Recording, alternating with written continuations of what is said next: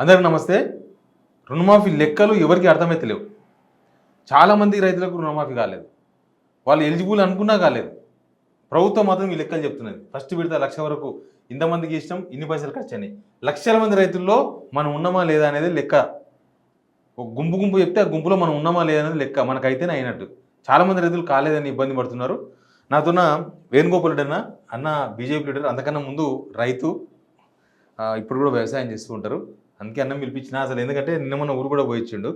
కొన్ని విషయాలు తెలిసి ఉంటాయి రుణమాఫీ మీద. అన్న ఏం చెప్తారు, కొద్దిగా ముందుకు రండి.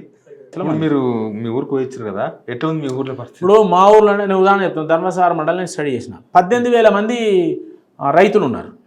18,000 మంది రైతులు, రుణగ్రస్తులైన రైతులు ఉన్నారు. ఆడ రికార్డు చూసుకోవచ్చు. రుణగ్రస్తులైన రైతులు ఉంటే ఫస్ట్ ఫేజ్లో 2,224 మందికి మాఫీ అయింది, ₹1,00,000. సెకండ్ ఫేజ్లో 1,230 మందికి మాఫీ అయింది. అంటే మొత్తం ఎంత అయింది? 2,000, 12, 3,300 చిల్లర. సపోజ్ 18,000 మందికి 3,300 మంది మాఫ్ అయింది. ఇంకా 2,00,000 వస్తే సరే 35,000 పోతుంది అని అనుకుంటున్నాం. నేను అక్కడ ఆ రిపోర్టు బ్యాంకులో పోయాడు. అసలు ఇప్పుడు అగ్రికల్చర్ అధికారులకి రిపోర్ట్ లేదు. గమ్మత్ ఏంటంటే అగ్రికల్చర్ అధికారుల దగ్గర రిపోర్ట్ లేదు. బ్యాంకర్స్ ఏం చేసినారు, ఇప్పుడు నువ్వు కింది పోయి బ్యాంకులో అడుగుతాడో బ్యాంకు వాళ్ళు చెప్తలేరు. నీకు డైరెక్ట్ దానికి సంబంధించిన మెయిన్ బ్రాంచ్ ఎక్కడ ఉంటుందో, వీళ్ళు అగ్రికల్చర్ ఈ స్టేట్ నుంచి ఏం చేసింది గవర్నమెంట్ అంటే మెయిన్ బ్రాంచ్. సపోజ్ ఇప్పుడు ఆంధ్ర బ్యాంక్ హెడ్ ఆఫీస్కి హెడ్ ఆఫీస్కే వాళ్ళు రిపోర్ట్ ఇస్తున్నారు. హెడ్ ఆఫీస్ నుంచి వాళ్ళు తెప్పించుకుంటున్నారు. మళ్ళీ హెడ్ ఆఫీస్ వాళ్ళకు పోతున్నాయి, అక్కడ రుణమాఫీ అవుతుంది. కానీ ఒక బ్రాంచ్లో ఎంతమంది రుణం తీసుకున్నారు, ఏ బ్యాంక్ అన్నా కానీ, ఐడిబి కావచ్చు, ఆంధ్ర బ్యాంక్ కావచ్చు, కోఆపరేటివ్ కావచ్చు, ఒక బ్రాంచ్లో ఎంతమంది ఈ గ్రామంలో 2-3 బ్యాంకులు ఉంటాయి అగ్రికల్చర్ క్రాప్ లోన్ ఇచ్చేది, ఎంతమందికి తీసుకున్నారు, ఏ బ్రాంచ్లో ఎంతమంది తీసుకున్నారు, ఎంతమంది మాఫ్ అవుతున్నది, ఏ కారణంలో అనేది ఆడ ఏం డిస్ప్లే చేయడం కానీ చెప్పడం కానీ చేస్తలేరు. అగ్రికల్చర్ అధికారులకు ఏం నోటీసు లేదు, రెవెన్యూ అధికారులకు ఏం నోటీసు లేదు. మరి ఎట్లా తెలుస్తుంది, ఏ విధంగా తెలుస్తుంది? కాబట్టి కేవలం మాఫ్ అయితే మాఫ్ అయిన రైతుకే తెలవాలి, లేకపోతే గవర్నమెంట్కి తెలవాలి, దేవునికే తెలవాలి, ఇంకెవరో తెలిసేది లేదు. మన దగ్గర తర్వాత ఇంకొక ఘోరమైన పని ఏం చేసింటే దీర్ఘకాలిక రుణాలు అన్నారు. నీకు 2,00,000 రూపాయలు దీర్ఘకాలికం ఉంటుంది, అగ్రికల్చర్కే తీసుకుంటారు. ఓ పైప్ లైన్ ఇస్తేందుకో, లేకపోతే ఒక ఏదైనా మిషనరీ తీసుకుంటానో, ఓ ట్రాక్టర్కో, లేకపోతే ఏదో ల్యాండ్ డెవలప్ చేసినందుకు 2,00,000 లోన్ తీసుకుంటా అనుకుందాం. తీసుకున్నప్పుడు నువ్వు 2,00,000 అన్నప్పుడు 2,00,000 రూపాయలు అగ్రికల్చర్ తీసుకుంటే దాంట్లో మెన్షన్ అగ్రికల్చర్గానే ఉంటుంది. ఓ కరెంట్ మోటార్ కొనుక్కుంటాడు, ఏదో ఒక కరెంట్ ఫిట్ చేసుకుంటాడు, మీటర్ శాంక్షన్ చేసుకుంటాడు, ఏదో ఒక బోర్ ఎత్తాడు. వాళ్ళకు నువ్వు ఇప్పుడు ఇయానే కొట్టినావు. అందులో చాలామంది పోయినారు. ఇప్పుడు దీర్ఘకాలిక రుణాలు ఇయా నువ్వు చెప్పలేదు, అది వ్యవసాయానికే తీసుకున్నారు. అగ్రికల్చర్ 2 ఉంటుంది, ఒకటో స్వల్పకాలిక, ఒకటో దీర్ఘకాలిక. తర్వాత గోల్డ్ కూడా దీర్ఘకాలిక రుణం. ఆ పాత రుణాలు చాలామంది ఏం చేసినారంటే పాత రుణాలు ప్రభుత్వం మాఫీ చేయకపోవడం వల్ల గోల్డ్ పెట్టి తెచ్చుకున్నారు. అవును, బంగారం పెట్టి తెచ్చుకున్నారు. క్రాప్లోనే వాళ్ళు తెచ్చుకున్నది, అదే బ్యాంకులో క్రాప్లోనే ఉంటుంది, దానికి మాఫీ చేయాలి. నువ్వు పంట రుణాల కొరకు కొంతమంది పరపతి లేక గోల్డ్ పెట్టి తీసుకున్న వాళ్ళకి కానీ, దీర్ఘకాలిక రుణాలు 2,00,000 తీసుకున్న వాళ్ళకి కానీ, లేదా 2,00,000 వరకు ఎక్కువ తీసుకుంటే 2,00,000 వరకు కానీ మాఫీ చేయాలి కదా. అది కొట్టింది. ఇప్పుడు అది ఇవన్నీ నిబంధనలు అప్పుడు చెప్పలేదు, చెప్పలేదు. ఈ బుద్ధివంత మందికి ఫస్ట్ 11.5 లక్షల మంది రైతులు మాఫీ చేసి, ఇక్కడ నుంచి మంత్రులు, ముఖ్యమంత్రి రాహుల్ గాంధీకి మేము మాఫీ చేసినాం అంటే ఆయన మన దగ్గర చిన్న సన్నకారు రైతులే 90-92% ఉన్నారు. అవును, అంటే 5 ఎకరాల లోపు ఆల్మోస్ట్ ఈ 1,00,000 వరకు ఉన్న వాళ్ళే ఉంటారు. వాళ్ళు చిన్న అంటనో హెక్టార్ లోపు ఉన్నోళ్ళు, సన్న అంటనో 5 ఎకరాల లోపు ఉన్నోళ్ళు, సరే అటో ఇటో 2.5 acres లోపు ఉన్నోళ్ళు, సన్న చిన్న కారు 5 acre లోపు ఉన్నదే 92% ఉన్నారు. 62 lakhs. మరి వాళ్ళు ఇంత తక్కువ మంది ఎందుకు వచ్చిండ్రు? మన దగ్గర వీళ్ళే ఎక్కువ ఉండాలి కదా, ఆ 1,00,000 లోపు ఉన్న వాళ్ళు ఎక్కువ ఉండాలి. అంటే వీళ్ళు నిబంధనలు ఎగిరిపోయినాయని చెప్తలేనా? ఇప్పుడు గవర్నమెంట్ పెట్టిన నిబంధనలు ఏవైతున్నాయో దాంట్లో ఎగిరిపోయింది చాలామంది. అసలు మన దగ్గర ఏంటంటే స్కేల్ ఆఫ్ ఫైనాన్స్ ఇవాళ వరకు 45,000 ఉన్నది, 50,000 పత్తికి ఉన్నది. బ్రహ్మాండంగా central government scale of finance పెంచింది. 0 ఇంట్రెస్ట్కి ఇవాళ 7% ఇంట్రెస్ట్కి ఇస్తే అలా 3% మాఫీ చేస్తున్నది. వీళ్ళు 4% మాఫీ చేయాలి. అయితే ఇవాళ కొత్త రుణాలు తీసుకోకపోవడం వల్ల దాదాపు సంవత్సరానికి 70,000-80,000 కోట్లు క్రాప్ లోన్ తీసుకుంటారు. అంటే 80,000 కోట్ల మీద నీకు 4% ఇంట్రెస్ట్ స్టేట్ గవర్నమెంట్ రుణమాఫీ చేయాలి, పావలా వడ్డీ మాఫీ. అది వీళ్ళకు మిగులుతున్నది. అది కూడా 1,000 కోట్ల రూపాయలు మిగులుతాయి వీళ్ళకు. వీళ్ళేం జేబులలో వెళ్తారు. ఓ దగ్గర రైతుకు ఒక దగ్గర ఎగ్గొట్టి ఇక్కడ ఇచ్చినట్టు చేస్తారు. రైతు పరపతి దెబ్బతీసింది కేసీఆర్. ఫస్ట్ రైతు కనుక కరెక్ట్ రుణం తీసుకుంటే బ్యాంకు నుంచి 20 లక్షల కోట్లు నబార్డు ద్వారా సెంట్రల్ గవర్నమెంట్ 20 లక్షల కోట్లు పెట్టింది. ₹1 కాదు, ₹2 కాదు. ఇన్పుట్ మార్కెట్ని కంట్రోల్ చేసేందుకు, పెట్టుబడులు తగ్గించేందుకు 20 లక్షల కోట్లు పెట్టింది. 7% బ్యాంక్ ఇంట్రెస్ట్ ఉంటే 3% వడ్డీ రిబేట్ ఇచ్చి 4%కే ఇస్తున్నది.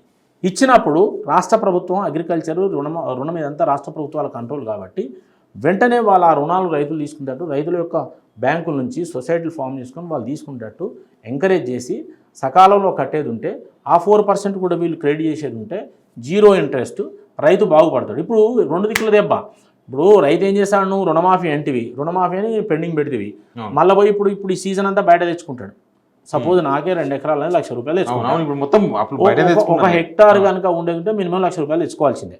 ఒక వరి నేను ఒక 2.5 ఎకరాలు హెక్టార్ పెడతా అనుకుంటా, 2.5 ఎకరాలు ₹1,00,000 తెచ్చుకోవాలి. 1,00,000 3% తీసుకుంటాడు, 6 నెలలకు 18,000 పోతుంది మిత్తి. ఓకే, మరి నువ్వు ఇచ్చింది ఏమున్నదిగా, మళ్ళీ అక్కడ మిత్తి 20,000 పోతుంది. ఒక్క ఫసలుకి చెప్తున్నా. మొత్తం సంవత్సరం అయితే 40,000 పోతుంది. అంటే 2 ఏళ్ళు అయితే లక్ష అవుతుంది.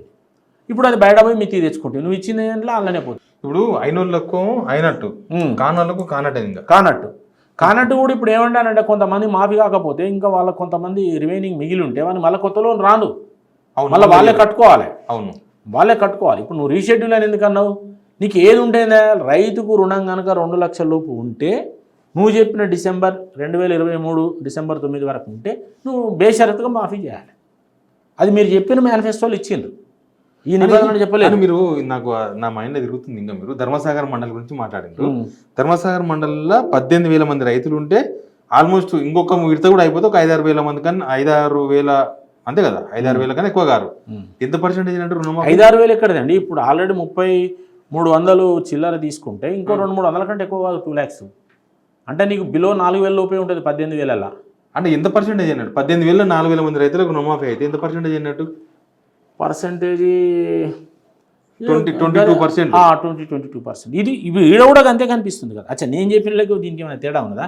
కరెక్టే ఉంది. నేను ఏమన్నా అంటే నేను 60% బెనిఫిట్ అయితే లేరు, 30% 2/3 అన్న కదా. మూడిట్లా 2 భాగాలు అయితే లేరు, ఒకటే భాగం అవుతారు, కవర్ అవుతారు రైతులు. సగం మంది రైతులు కూడా కాదు, 33% కవర్ అవుతారు. 60 వీళ్ళు పెట్టిన నిబంధనలో 66% కవర్ అవుతలేరు. ఇది వీళ్ళు చెప్పిన ఈ ఫిగర్ కరెక్ట్ అయితే 66% కవర్ అవుతలేరు. ఇవేమి నీ జేబులోకి వెళ్ళి లేదని నేను అంటాను. ఇది కూడా నేను గవర్నమెంట్ క్రెడిట్ ఇవ్వాల్సిన అవసరం లేదు. నువ్వు రైతు బంధు ఎగ్గొట్టినావు, నేను చెప్పేది మీరు అది రైతు బంధు ఎగ్గొట్టి ఆ డబ్బులే దీనికి ఇస్తాను అని చెప్తున్నా. కాబట్టి నువ్వు దీనికి నువ్వు పొంకాలు కొట్టుకుంటూ పోయి ఢిల్లీ దాకా పోయి మా రాహుల్ గాంధీ ఏదో మేమేదో పొడిచినామని చెప్పి మేమేదో మాఫీ చేసినామని చెప్పి పోతున్నవే. నువ్వు ఇన్లా రిబ్బన్ కార్డ్ ఈ రైతు బంధుకు ఎన్ని పైసలు అయితే మిగులుతున్నాయో గా పైసలే ఇచ్చింది. ఇప్పుడు అదే 700 కోట్లు ఇచ్చారు, మిగతా అప్పు తీసుకొచ్చారు.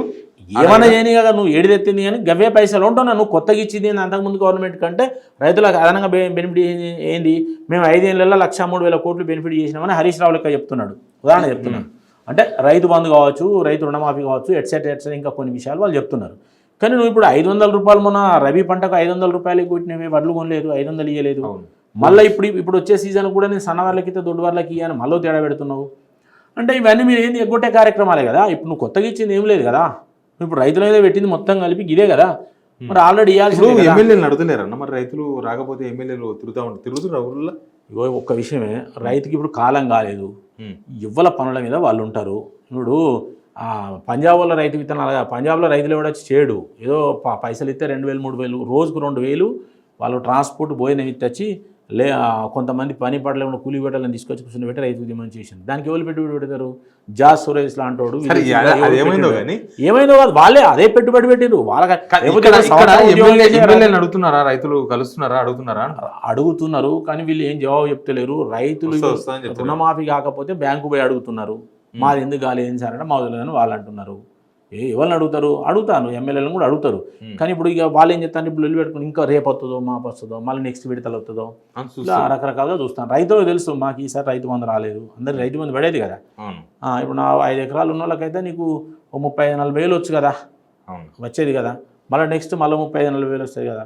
మరి అవన్నీ పోయినాయి కదా. ఇప్పుడు 5 ఎకరాల ఉన్న కూడా 78 వేలు ఎగ్గొట్టినట్టే కదా నువ్వు ఒక సంవత్సరంలో.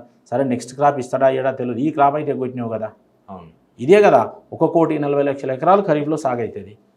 ఎకరానికి 7,500 వేలు ఎగ్గొట్టినావు. ఇప్పుడు ఆ డబ్బులే తీసుకుపోయి అవి ఎన్నో గంతమందమే నిబంధనలు పెట్టి ఈ డబ్బుకు ఇచ్చేదానికి మ్యాచింగ్ చేసి మీ ధర్మసాగర్ మండలి లెక్క చూస్తే నాకు అర్థమైంది. స్టేట్ మొత్తం నువ్వు చెప్పింది ఈ చెప్పింది ధర్మసాగర్ కలుస్తుంది. ఆల్మోస్ట్ 1-2% తేడా ఉండవచ్చు కానీ అంతే కలుస్తుంది. అంత పావుసగం మొత్తం. కాబట్టి రైతు బంధు అనే ఇప్పుడు ఇచ్చిన వాళ్ళకి వచ్చిన వాళ్ళు హ్యాపీ ఉంటారు, నేను కాదన్నాను. కానీ నువ్వు ఓటు ఇస్తాను కదా, నువ్వు కొత్తగా చేసింది ఏంటని నేను అంటాను. వాళ్ళు అది కూడా లాస్ అయ్యారు. వచ్చిన వాళ్ళకి కూడా రైతు బంధు రాలే, రాని వాళ్ళకి ఏది రాలే. ఇట్లయితే 70 లక్షల మంది రైతు బంధు ఇస్తే కవర్ అయ్యేటోళ్ళు కదా. అవును, ఇది ఇంకా కొద్దిగా టైం తీసుకొని కూడా ఇవ్వచ్చు. రుణమాఫీ వీళ్ళ ముఖాలు వీళ్ళు ఎక్కడ ఇస్తారు? ఫస్ట్ రైతు బంధు ఇస్తే అయిపోయేది. మళ్ళీ వచ్చేది యాసింగ్ వస్తలేదు, 2 ఇస్తారా?